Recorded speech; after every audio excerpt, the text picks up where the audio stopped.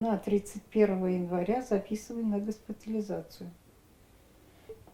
Я, значит, приготовилась ехать, а 27-го у меня кровотечение началось дома.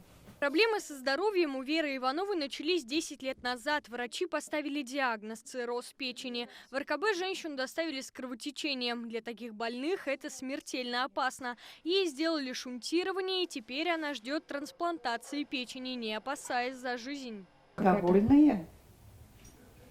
Довольна, да. Главное уж сейчас, чтобы не было этого кровотечения.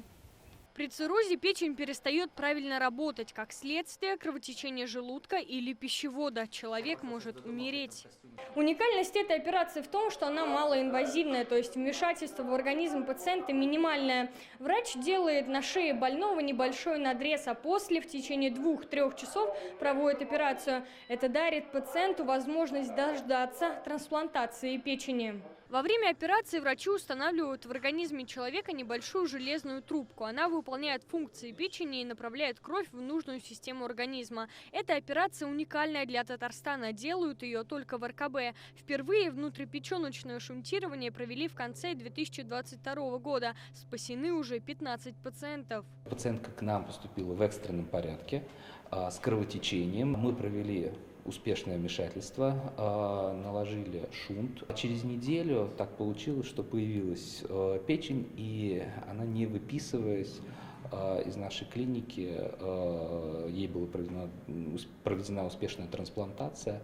Пациентка выжила. Это такой счастливый для нас момент. А вот представьте себе, да, всего недели бы ей не хватило до этой печени. Внутрипеченочное шунтирование начали проводить по программе трансплантации печени. Впервые этот орган пересадили в Татарстане в 2011 году. За 8 лет провели только 4 таких операции. Теперь они поставлены на поток. В прошлом году новую жизнь подарили 55 пациентам.